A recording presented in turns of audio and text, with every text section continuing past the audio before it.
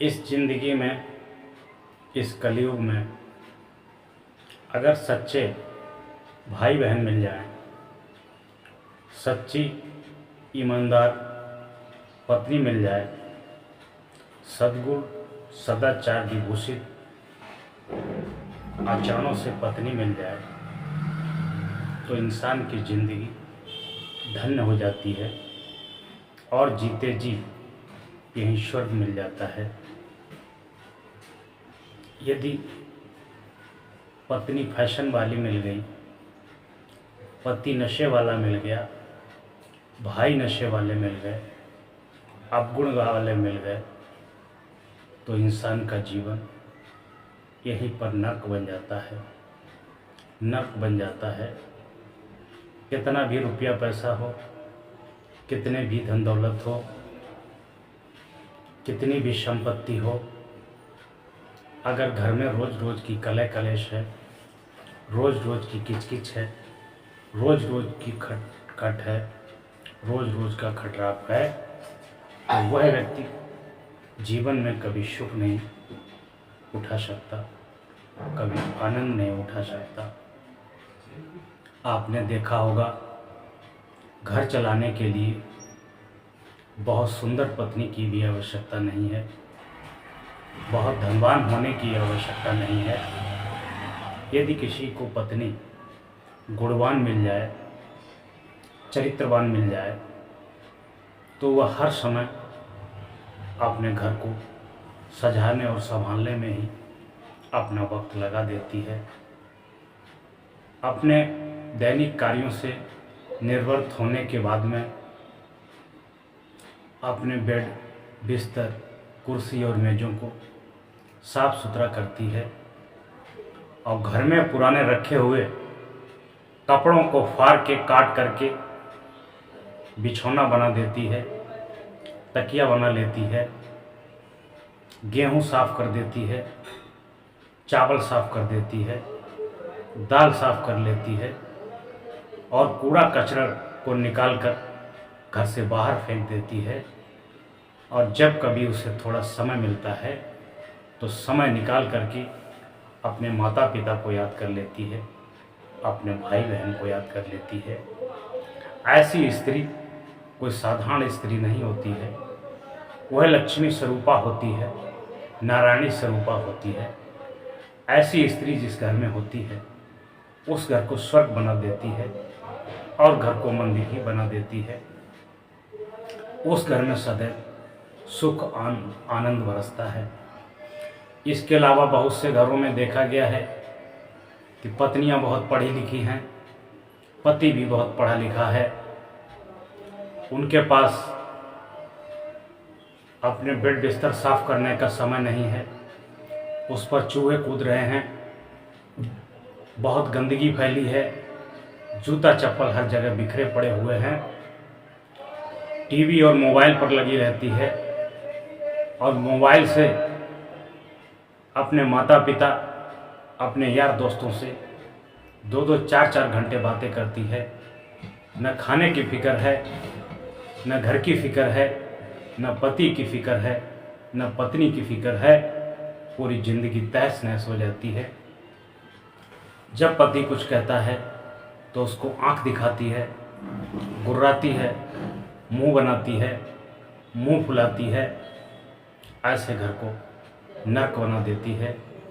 इसलिए जीवन में एक बात सदैव याद रखना, रुपया पैसा हर चीज़ नहीं होती है, रूप सौंदर्य हर चीज़ नहीं होता है।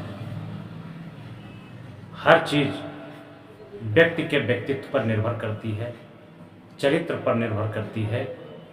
यदि वह स्त्री, वह पुरुष गुणों से विभूषित है, गुणों सदाचार से भरपूर है, नियम संयम का है और चरित्रवान है, उसके पास थोड़ा पैसा होते हुए भी सुखी रह सकता है, प्रसन्न रह सकता है, नियम संयम नहीं है, शुद्ध आचरण नहीं है, सहनशीलता नहीं है, उस व्यक्ति के पास सब कुछ होते हुए भी सुख शांति नहीं होती है और उसके घर में दुख ही दुख रहता है।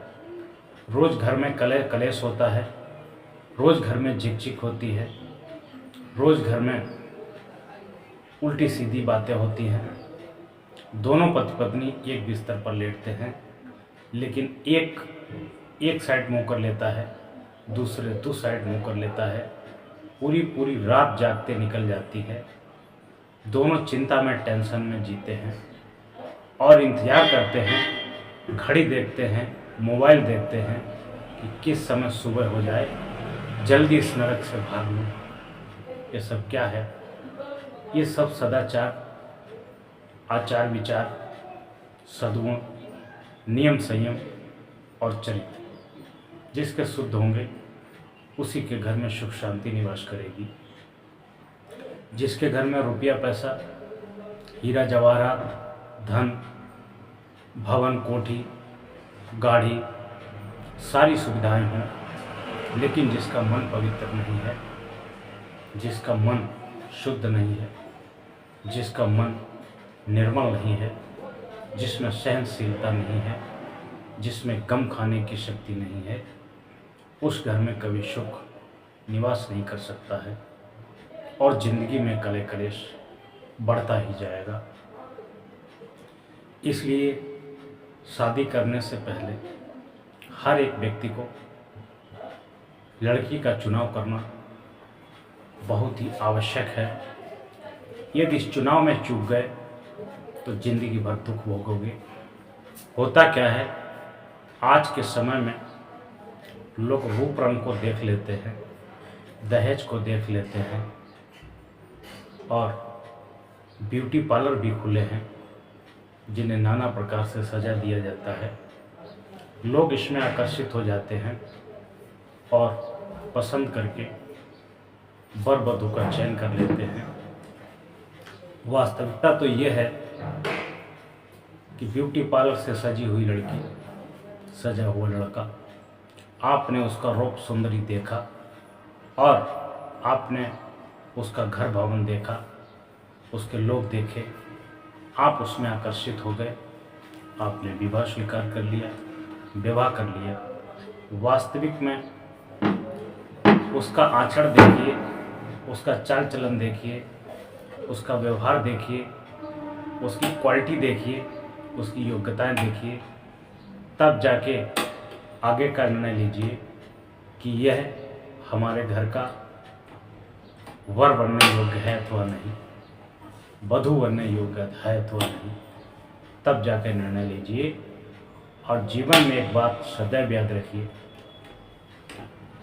कि इंसान उसी की कदर करता है, उसी की सम्मान करता है जो सदाचार सद्गुणों से विभूषित होता है। बाकी इस संसार में पैसे वालों की कमी नहीं है, लोगों की कमी नहीं है। लोग इंतज़ार करते हैं कि कोई हमारे पास बैठे नमस्ते करे, लोग रास्ता छोड़ करके चले जाते हैं। और जो गरीब भी हैं, जिनके पास सदाचार सद्गुण ये सब है, लोग उनसे जाकर के नमस्कार करते हैं, जाकर के मिलते हैं, उनके संस्कारों को, उनके आचरण को उतारते हैं ताकि उनके जीवन में भी सुख। वह माता पिता बुद्धिमान होते हैं जो अपने बच्चों के प्रत्येक मोमेंट को ध्यान में रखते हैं, उनके मित्रों को ध्यान में रखते हैं, उनके वातावरण को ध्यान में रखते हैं। और वह माता पिता मूर्ख होते हैं जो अपने घर में, अपने कमरे में दरवाज़ा बंद करके कुंडी लगा के लेटते हैं और बच्चों को घर से बाहर लेटते हैं। ऐसे लोगों को अपने बच्चों के भविष्य की फिक्र नहीं होती है। इस संसार में जितने भी जीवधारी हैं, जिनको भी जीवन मिलता है, सबको अपने माता पिता से ही जीवन मिलता है। इसलिए माता पिता को सबसे श्रेष्ठ और सबसे पूजनीय, वंदनीय, ईश्वर के समान माना गया है। माता पिता बच्चे को जन्म देने के बाद में बच्चे की पूरी परवरिश, बच्चे को शिक्षा, बच्चे को संस्कार, बच्चे को जीवन जीने की कला सिखाते हैं। और हर एक माता पिता का दायित्व होता है, नैतिक दायित्व होता है कि वह अपने बच्चों को संसार में संभल संभल कर चलना, संभल संभल कर बोलना, संभल संभल कर रहना सिखा दे। वही बच्चा आगे चलकर संपूर्ण शिक्षाएं प्राप्त करता है, आचरण को प्राप्त करता है। उसी सीखी हुई शिक्षा और आचरण से अपने फील्ड में, अपने क्षेत्र में विकास करता है, अपना रोजगार करता है, अपने द्वारा अर्जित की हुई शिक्षाओं को विकसित करता है। उसी से उसको रोजगार मिलता है, उसी से वह जीवन में आगे बढ़ता है और अपनी उन्नति करता है। बच्चों को केवल जन्म देने से ही कोई माता पिता पूजनीय नहीं बन जाता है, महान नहीं बन जाता है। बच्चे पैदा करना पशु पक्षी कीड़े मकोड़ों का भी काम है। यदि उचित शिक्षा नहीं दे पाए, उचित संस्कार नहीं दे पाए, जीवन में कैसे जीना है, कैसे चलना है, कैसे उठना है, कैसे बैठना है, कैसे संभल संभल कर आचरण करना है, यदि ये संस्कार न दे पाए तो वो बच्चा इंसान का बच्चा नहीं, पशु प्रति का बच्चा हो जाएगा। इंसान के बच्चे को महान बनाने के लिए माता पिता की कुछ विशेष जिम्मेदारी, विशेष कर्तव्य बच्चे के प्रति होते हैं। वही बच्चा आगे चलकर महान बन पाता है। पहले जिम्मेदारी माता पिता की होती है कि बच्चे की परवरिश ठीक प्रकार से होनी चाहिए, उसका भोजन संतुलित आहार होना चाहिए, उसकी शिक्षाएं ठीक होनी चाहिए, उसकी परवरिश भी ठीक होनी चाहिए, उसके स्वास्थ्य संबंधी सारी देखरेख होनी चाहिए, उसको पोषणित खाना मिलना चाहिए। तभी बच्चा शारीरिक और मानसिक रूप से विकसित हो पाएगा। माता पिता के लिए दूसरा नैतिक नियम है कि बच्चे के लिए घर में सकारात्मक सोच होनी चाहिए। माता पिता में किसी प्रकार का वाद विवाद है, किसी प्रकार का झगड़ा है, किसी प्रकार की डांट फटकार है, तो कृपया उसे एकांत में सुलझा लें। बच्चों को कदापि नहीं पता चलना चाहिए कि हमारे माता पिता का झगड़ा है, उनकी आपस में अनबन है, उनका मन एक दूसरे में नहीं लगता है, उनका मन विचलित है, परेशान है, कुंठित है। तो कृपया करके बच्चों को ऐसी गलतियों से दूर ही रखें। बच्चे की भावना से खिलवाड़ नहीं करनी चाहिए। कभी कभी यहाँ तक देखा गया है कि ज़रूरी नहीं जो आयु में बड़ा हो, जो रिश्ते में बड़ा हो, जो पद में बड़ा हो, वो ठीक ही बोलता हो। कभी कभी छोटी उम्र वाले भी कमाल कर देते हैं, अच्छा बोलते हैं, अच्छा सोचते हैं, अच्छी विचारधारा रखते हैं। इसलिए माता पिता का ये भी दायित्व बनता है कि अगर बच्चा है, छोटा है, आप बच्चा माता पिता के लिए सदैव छोटा रहता है। बच्चा किशोरावस्था में, जवानी में प्रवेश करता है। अगर वो अपनी कोई भावना, अपनी बात को रखता है तो उसकी भावनाओं से खिलवाड़ मत करिए। उसकी भावनाओं को समझिए, उसकी कदर करिए। अगर उसकी बातें संस्कार योग्य हैं, ज्ञानवर्धक हैं, तो उनको अमल में लाइए। अगर नहीं ठीक हैं तो बच्चे को समझा बुझा दीजिए। अगर बच्चों की भावनाओं से आप खिलवाड़ करते हैं तो बच्चा क्रोधी हो सकता है, चिड़चिड़ा हो सकता है, गुस्सैल हो सकता है, और उसकी भावनाओं को जब ठेस पहुंचेगी तो मन में कुंठित और परेशान रहे। चौथी बात है, बच्चे को महान बनने के लिए, बड़ा आदमी बनने के लिए, विकसित बनने के लिए, अपना उत्थान करने के लिए, अपने समाज का उत्थान करने के लिए, अपने गांव का उत्थान करने के लिए, अपने देश और बकुल का उत्थान करने के लिए उसको अच्छी अच्छी शिक्षाएं, तकनीकी शिक्षाएं, आध्यात्मिक शिक्षाएं भी दीजिए, और शिक्षाओं के साथ साथ उसको बेहतर संस्कार भी दीजिए। क्योंकि संस्कार के बिना शिक्षा कुछ नहीं कर सकती है। संस्कार उसकी शिक्षा को विभूषित करते हैं और उसके अंदर जब संस्कार होते हैं तभी वो आपका मान सम्मान कर पाता है। हर एक व्यक्ति की मान मर्यादा करेगा, हर धर्म का पालन करेगा और इस संसार को अपना समझेगा। ये संस्कार ही हैं जो व्यक्ति के व्यक्तित्व को महान बनाते हैं। ऐसा कोई स्कूल नहीं है, विद्यालय नहीं है, यूनिवर्सिटी नहीं है जहाँ संस्कार पढ़ाए जाते हों। संस्कार माता पिता से, गुरुजनों से और सद्गुरु से ही मिलते हैं, भक्ति भजन से मिलते हैं, भक्ति भाव से मिलते हैं। संस्कारों का जीवन में बहुत बड़ा महत्व है। दूसरी बात है कि आज के समय में बच्चे मोबाइल से देख देख कर बिगड़ रहे हैं। उनके चाल चलन, चाल ढाल भी बिगड़ रहे हैं, समय और चरित्र भी बिगड़ रहा है। सबसे अधिक मोबाइल और हीरो हीरोइन ने बिगाड़ रखा है। कृपया बच्चे को मोबाइल कुछ समय के लिए, एक लिमिटेड समय के लिए चलाने के लिए दीजिए और शाम के समय से ही सोने से पहले पहले उनके मोबाइल अपने कब्जे में लेकर कहीं सुरक्षित स्थान पर बंद कर दीजिए ताकि वो पूरी रात मोबाइल से गाने और फिल्में ना देख सकें। पूरी रात मोबाइल और फिल्मी गाने न जाने क्या क्या देखते हैं। रात भर सो भी नहीं पाते हैं, पूरा दिन सोते हैं। जो बच्चा पूरी रात मोबाइल देखेगा, टीवी देखेगा और पूरा दिन सोएगा, वो जीवन में क्या कर पाएगा।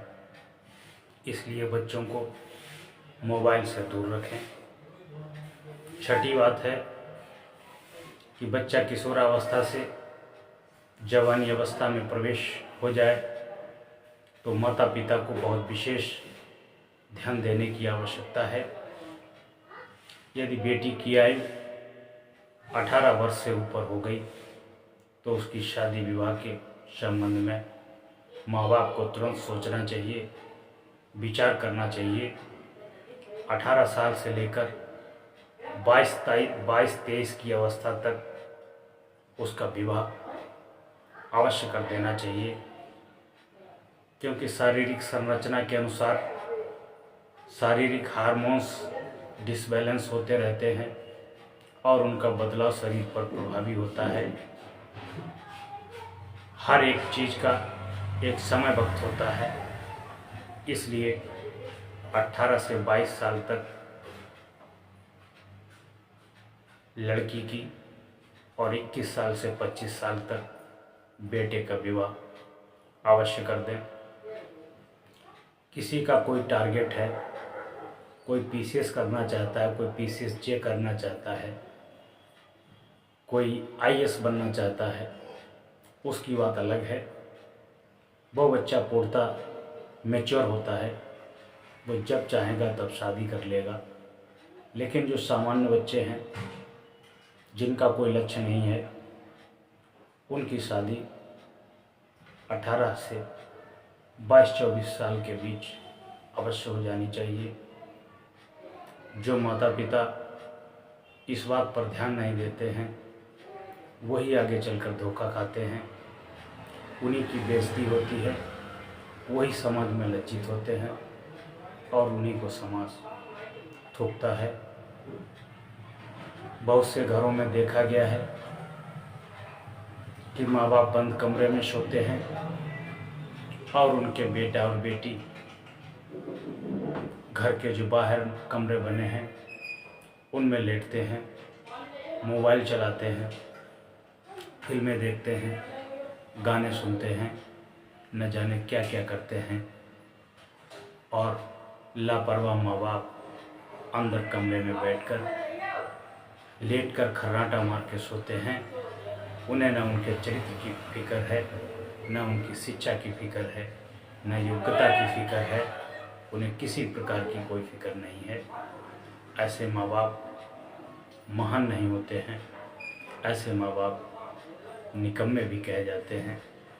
जिनकी वजह से समाज में उनको कभी भी फ्यूचर में लज्जा हो सकती है, शर्मिंदगी हो सकती है। जब बच्चा जवान हो जाए, बेटा हो या बेटी हो, उस पर विशेष ध्यान देने की आवश्यकता है कि कहीं उसका मन बिगड़ तो नहीं रहा है। लोग फेसबुक से दोस्ती करते हैं, व्हाट्सएप से दोस्ती करते हैं, इंस्टाग्राम से दोस्ती करते हैं और दोस्ती करते करते शादी ब्याह तक रचा लेते हैं।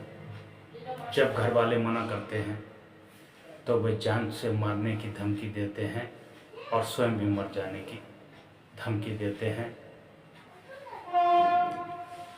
जब कहीं से बात नहीं बनती है, वो भाग करके शादी कर लेते हैं, तब समाज में बेइज्जत होना पड़ता है।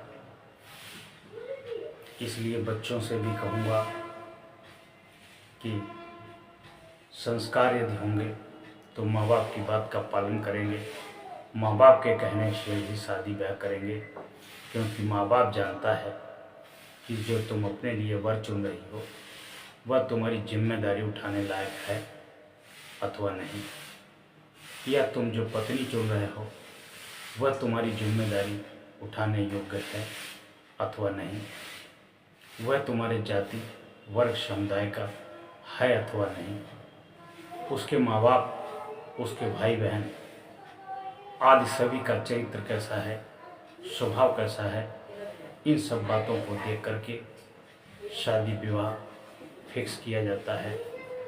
उस विवाह में जितने लोग बाराती बनकर आते हैं सब तुम्हारे अपने होते हैं, घर परिवार के होते हैं, कुल कुटुंब के होते हैं, रिश्तेदार होते हैं, मित्रगण होते हैं। वह सब तुम्हारे विवाह में साक्षी होते हैं और सभी लोग तुमको आशीर्वाद देते हैं।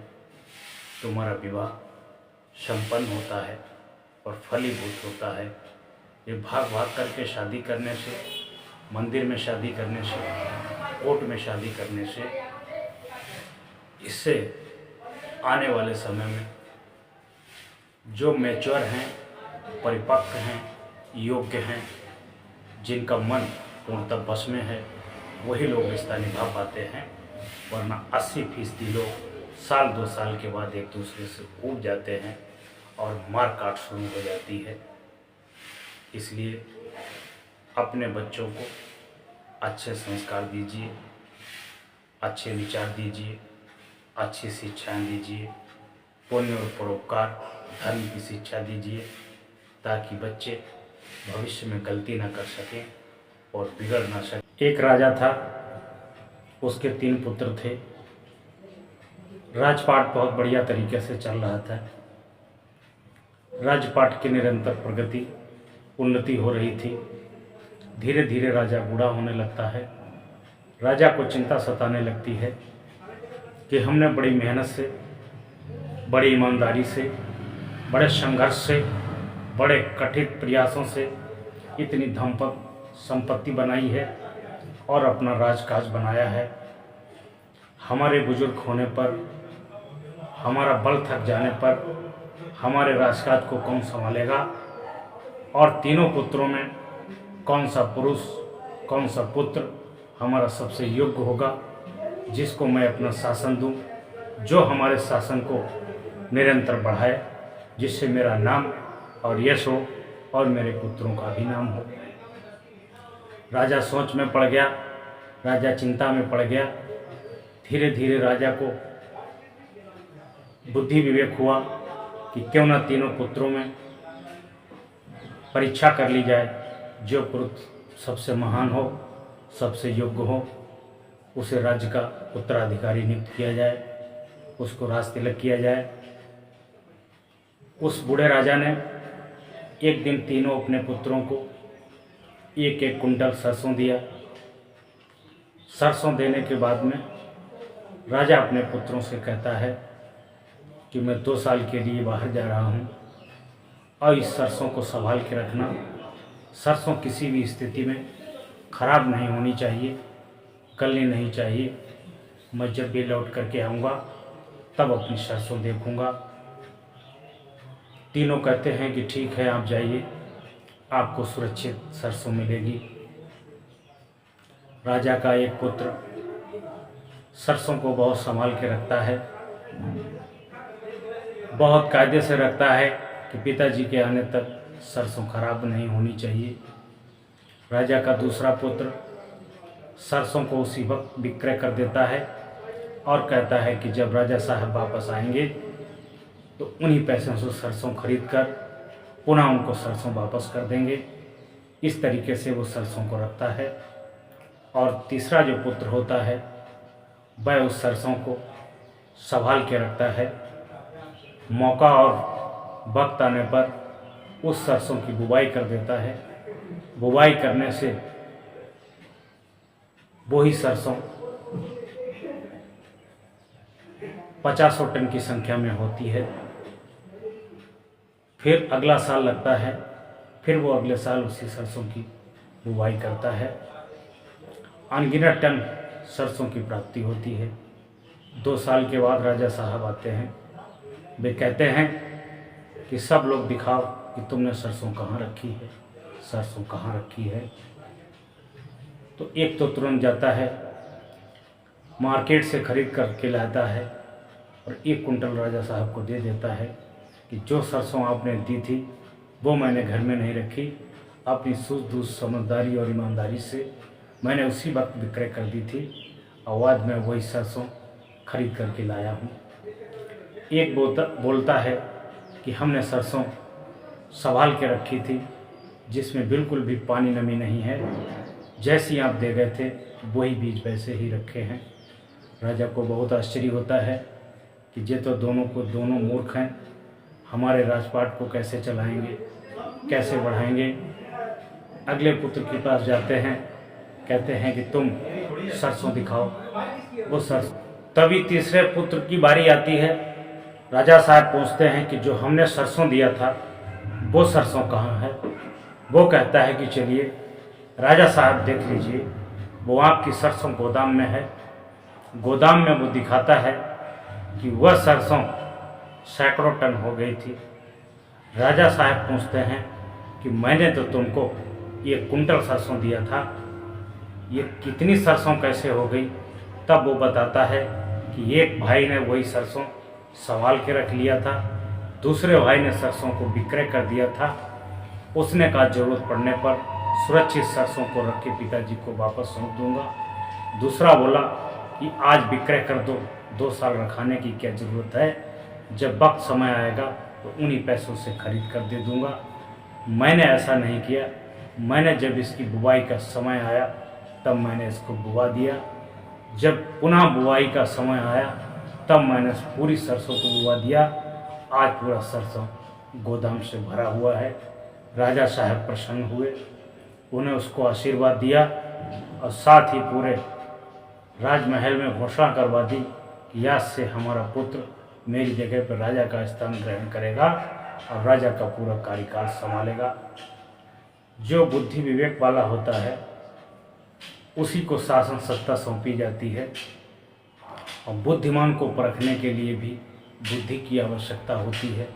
अगर किसी बुद्धू को शासन सत्ता का पदाधिकारी बना दिया जाए तो वो बना बनाया खेल बिगाड़ देता है और सारा चौपट ही कर देता है। वो अधिकारी हो या कर्मचारी हो, घर परिवार का मुखिया हो या गांव का प्रधान हो या कोई भी प्रतिनिधि हो, अगर उसके पास बुद्धि विवेक नहीं है तो वो बना हुआ काम भी बिगाड़ देगा। जितना उसके पूर्वज बना के गए हैं वो उसको भी ख़त्म कर देगा और ज़िंदगी में कभी उन्नति नहीं कर पाएगा। ऐसे व्यक्ति को उसकी कुर्सी से तुरंत हटा देना चाहिए, तुरंत हटा देना चाहिए।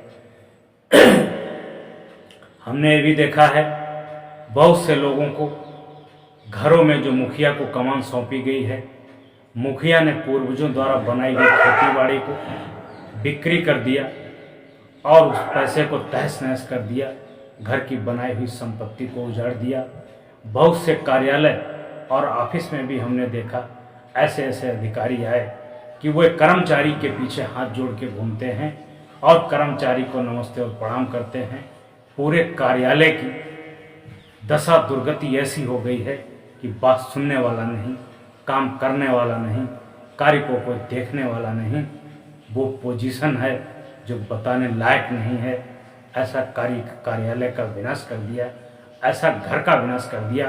कुछ लोग पार्टी में ऐसे आ गए जिन लोगों ने अपनी जी जान लगा करके पार्टी को इतनी ऊंचाई तक पहुंचाया था, और कुछ पार्टी में ऐसे भ्रष्ट पदाधिकारी आ गए, अयोग्य पदाधिकारी गलती से चयन हो गए।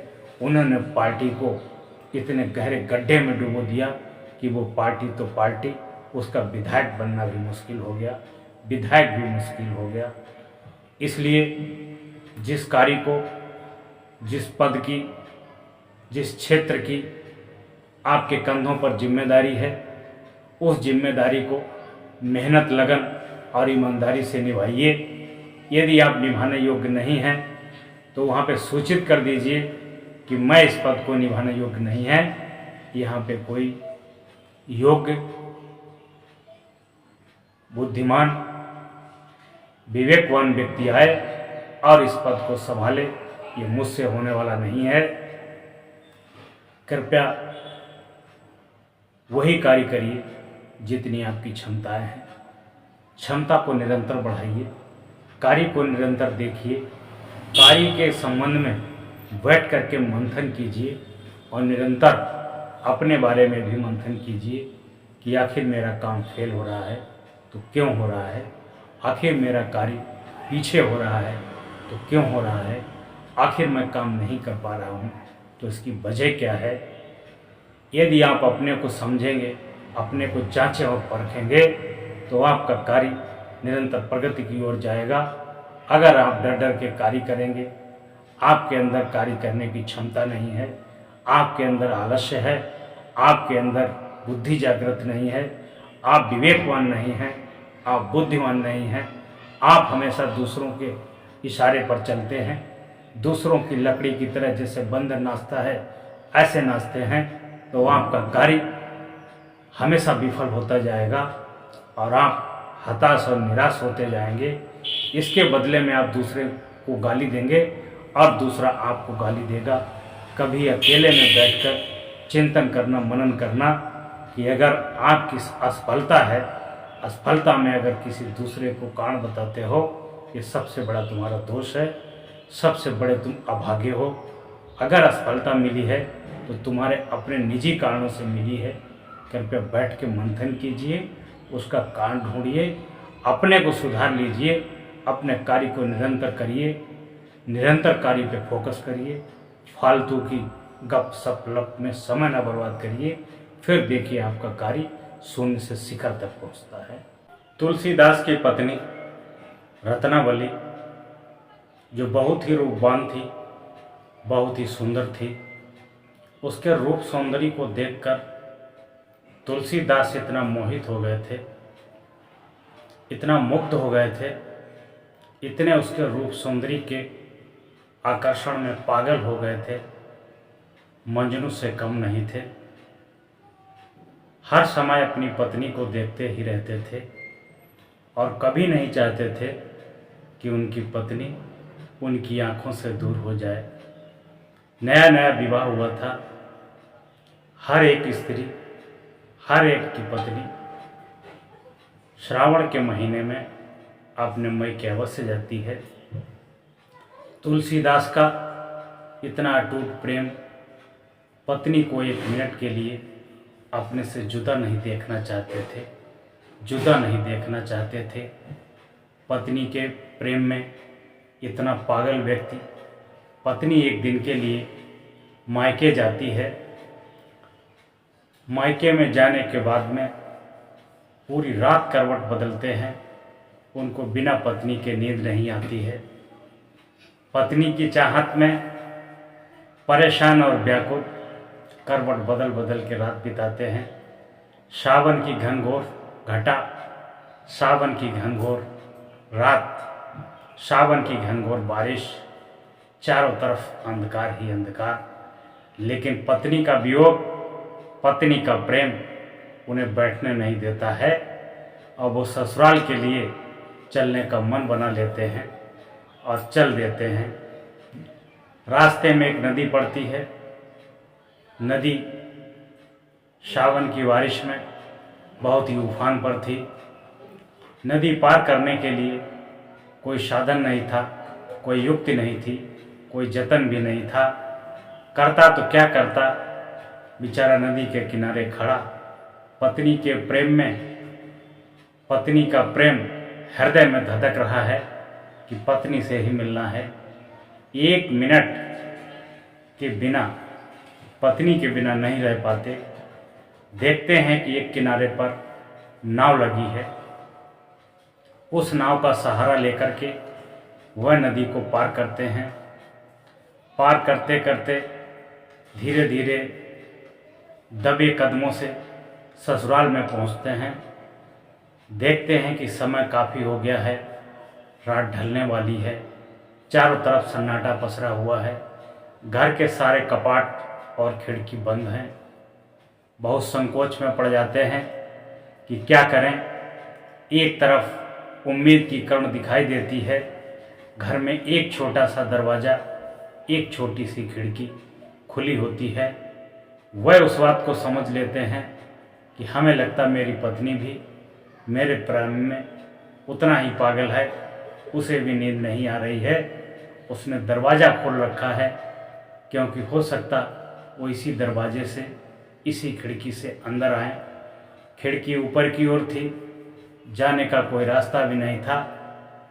उस खिड़की पर एक रस्सी लटक रही थी। उस रस्सी को देखकर उन्हें आश आई, उम्मीद आई कि यह रस्सी मेरी पत्नी ने मुझे आने के लिए उम्मीद से लटका रखी है। और वह रस्सी को पकड़ करके चढ़ जाते हैं और अपने पत्नी के कमरे में पहुंच जाते हैं।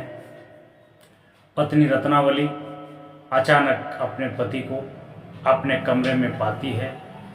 उसे बहुत ताज्जुब होता है, आश्चर्य होता है कि इतनी रात गए अचानक कैसे। वो कहता है कि मैं तुम्हारे प्रेम में पागल हूँ, मुझे नींद नहीं आई, इसलिए मैं दौड़ा दौड़ा चला आया।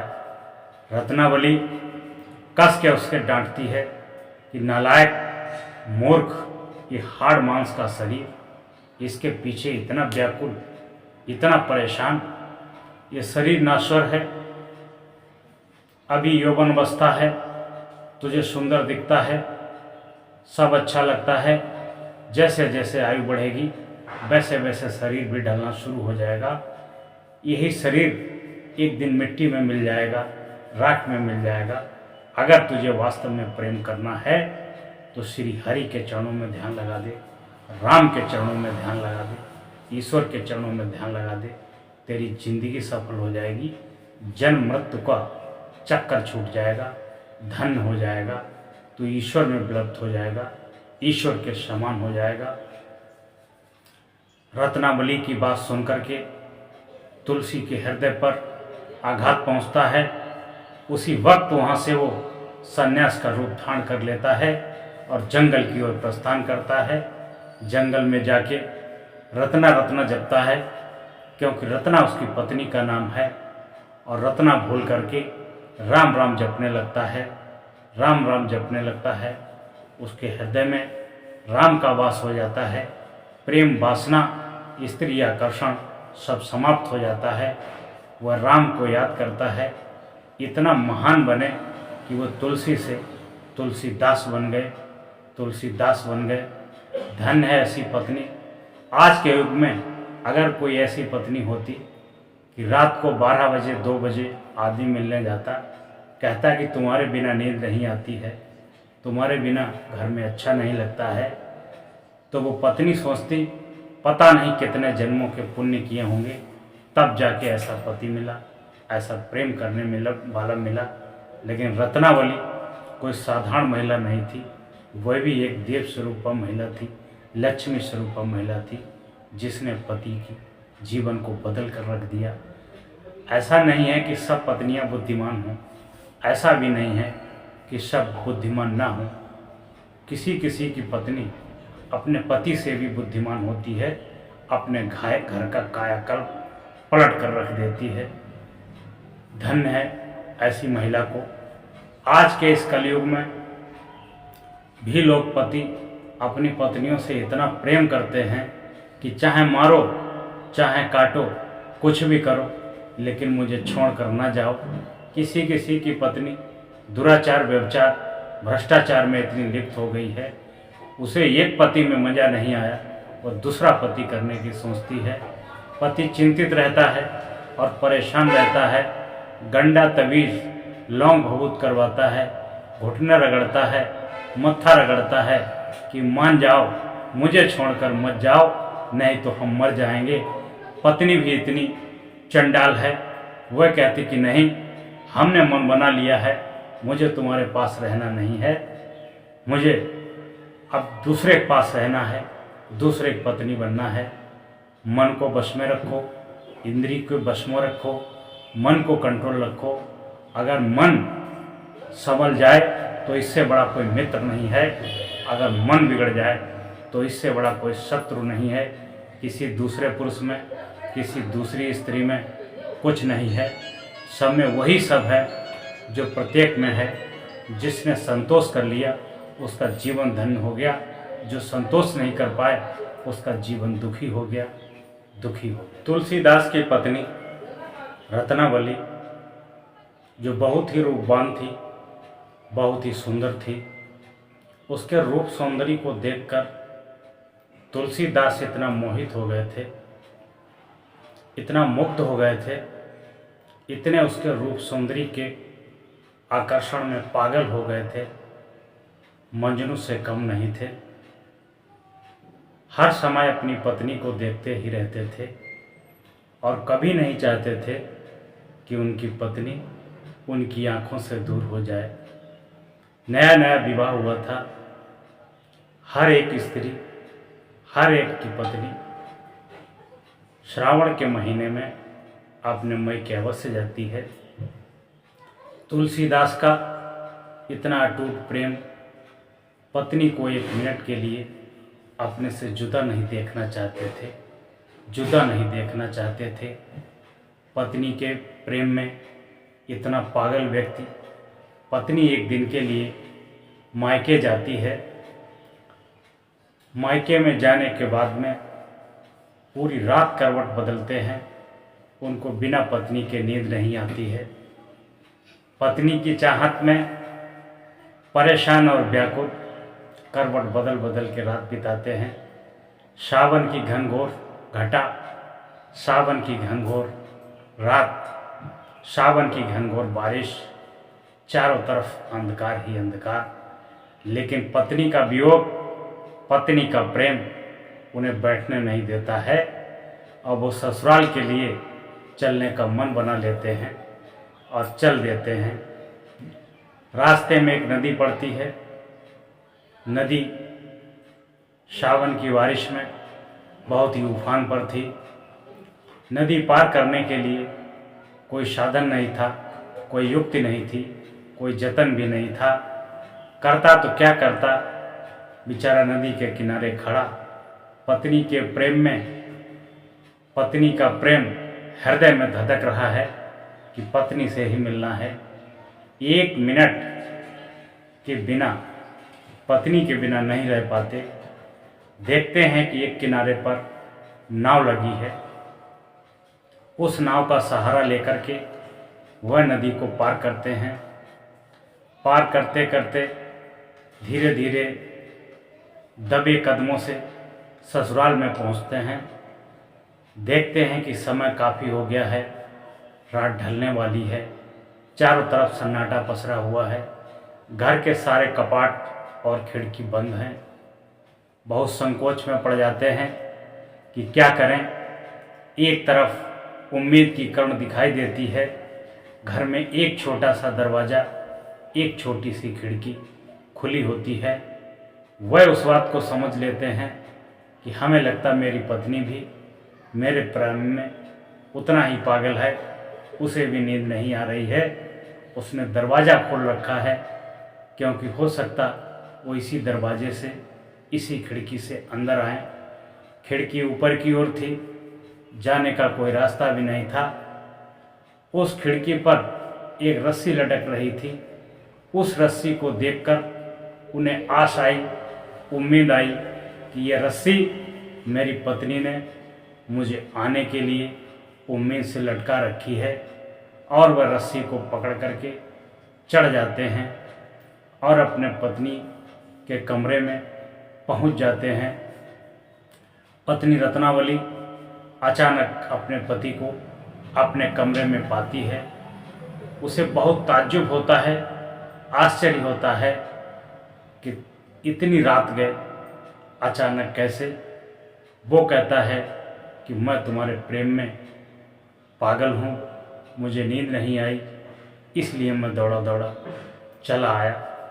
रत्नावली कस के उसके डांटती है कि नालायक, मूर्ख, ये हाड़ मांस का शरीर, इसके पीछे इतना व्याकुल, इतना परेशान, ये शरीर नाश्वर है, अभी यौवन अवस्था है, तुझे सुंदर दिखता है, सब अच्छा लगता है, जैसे जैसे आयु बढ़ेगी वैसे वैसे शरीर भी ढलना शुरू हो जाएगा। यही शरीर एक दिन मिट्टी में मिल जाएगा, राख में मिल जाएगा।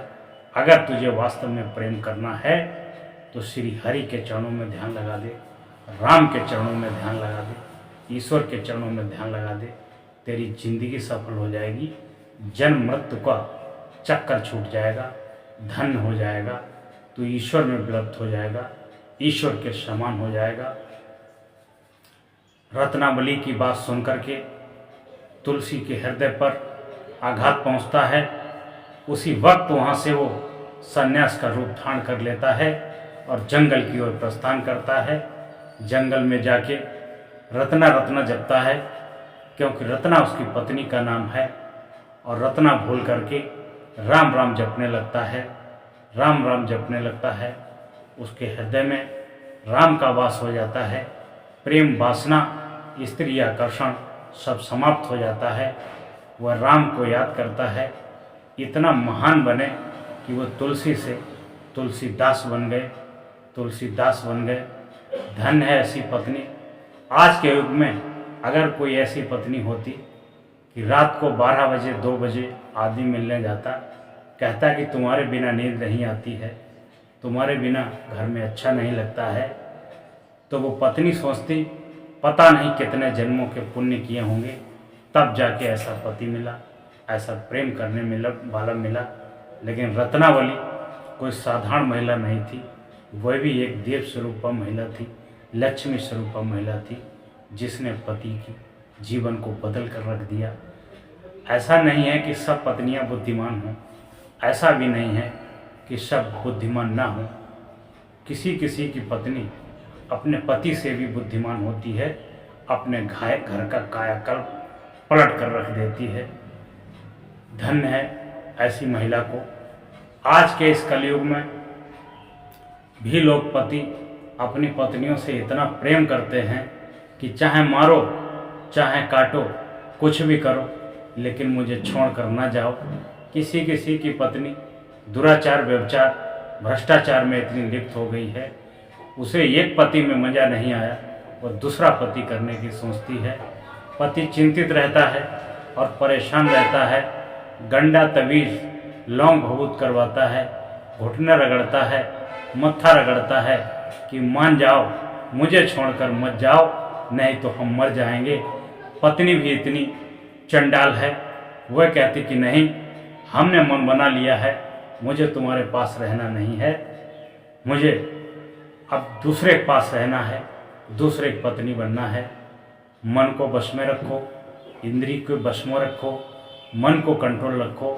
अगर मन संभल जाए तो इससे बड़ा कोई मित्र नहीं है, अगर मन बिगड़ जाए तो इससे बड़ा कोई शत्रु नहीं है।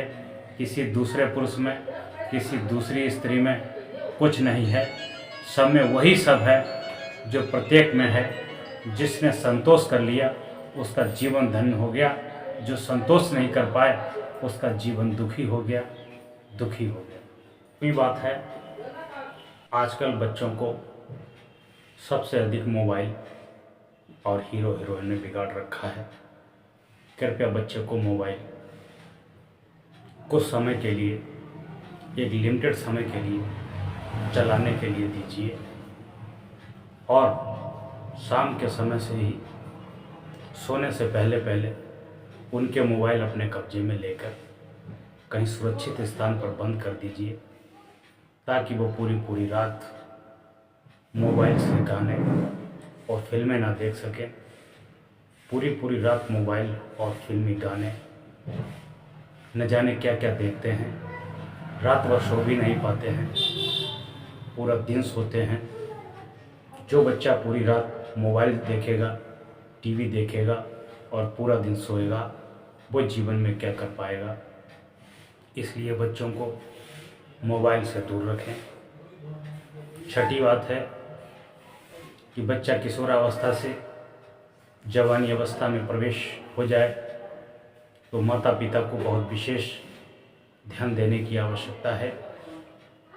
यदि बेटी की आयु 18 वर्ष से ऊपर हो गई तो उसकी शादी विवाह के संबंध में माँ बाप को तुरंत सोचना चाहिए, विचार करना चाहिए। 18 साल से लेकर 22-23 की अवस्था तक उसका विवाह अवश्य कर देना चाहिए, क्योंकि शारीरिक संरचना के अनुसार शारीरिक हार्मोन्स डिसबैलेंस होते रहते हैं और उनका बदलाव शरीर पर प्रभावी होता है। हर एक चीज़ का एक समय वक्त होता है, इसलिए 18 से 22 साल तक लड़की की और 21 साल से 25 साल तक बेटे का विवाह अवश्य कर दें।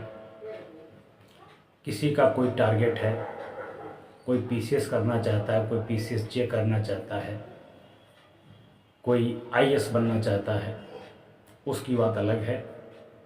वो बच्चा पूर्णतः मैच्योर होता है, वो जब चाहेगा तब शादी कर लेगा। लेकिन जो सामान्य बच्चे हैं जिनका कोई लक्ष्य नहीं है, उनकी शादी 18 से 22-24 साल के बीच अवश्य हो जानी चाहिए। जो माता पिता इस बात पर ध्यान नहीं देते हैं वही आगे चलकर धोखा खाते हैं, उन्हीं की बेइज्जती होती है, वही समाज में लज्जित होते हैं और उन्हीं को समाज थूकता है। बहुत से घरों में देखा गया है कि माँ बाप बंद कमरे में सोते हैं और उनके बेटा और बेटी घर के जो बाहर कमरे बने हैं उनमें लेटते हैं, मोबाइल चलाते हैं, फिल्में देखते हैं, गाने सुनते हैं, न जाने क्या क्या करते हैं। और लापरवाह माँ बाप अंदर कमरे में बैठकर लेटकर खर्राटा मार के सोते हैं। उन्हें न उनके चरित्र की फिक्र है, न उनकी शिक्षा की फिक्र है, न योग्यता की फिक्र है, उन्हें किसी प्रकार की कोई फिक्र नहीं है।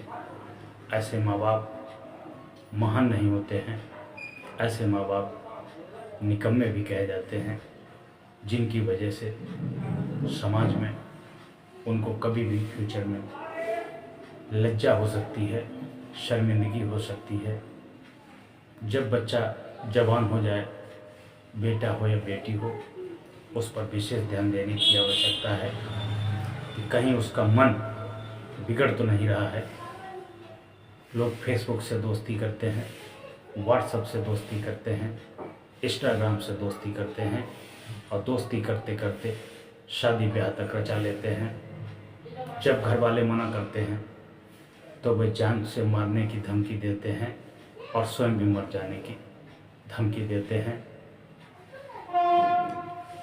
जब कहीं से बात नहीं बनती है वो भाग करके शादी कर लेते हैं, तब समाज में बेइज्जत होना पड़ता है।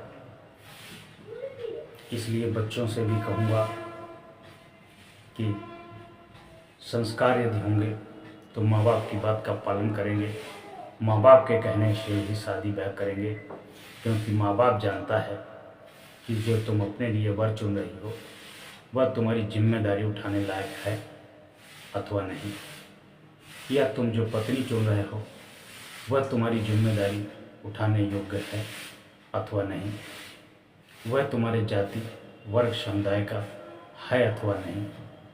उसके माँ बाप, उसके भाई बहन आदि सभी का चरित्र कैसा है, स्वभाव कैसा है, इन सब बातों को देख करके शादी विवाह फिक्स किया जाता है। उस विवाह में जितने लोग बाराती बनकर आते हैं सब तुम्हारे अपने होते हैं, घर परिवार के होते हैं, कुल कुटुंब के होते हैं, रिश्तेदार होते हैं, मित्रगण होते हैं। वह सब तुम्हारे विवाह में साक्षी होते हैं और सभी लोग तुमको आशीर्वाद देते हैं। तुम्हारा विवाह संपन्न होता है और फलीभूत होता है। ये भाग भाग करके शादी करने से, मंदिर में शादी करने से, कोर्ट में शादी करने से, इससे आने वाले समय में जो मैच्योर हैं, परिपक्व हैं, योग्य हैं, जिनका मन पूर्णतः बस में है, वही लोग रिश्ता निभा पाते हैं। वरना 80% लोग साल 2 साल के बाद एक दूसरे से ऊब जाते हैं और मार काट शुरू हो जाती है। इसलिए अपने बच्चों को अच्छे संस्कार दीजिए, अच्छे विचार दीजिए, अच्छी शिक्षाएं दीजिए, पुण्य और परोपकार धर्म की शिक्षा दीजिए, ताकि बच्चे भविष्य में गलती न कर सकें और बिगड़ ना सकें। जो संस्कार विहीन बच्चे होते हैं, संस्कार विहीन माता पिता होते हैं, उन्हीं के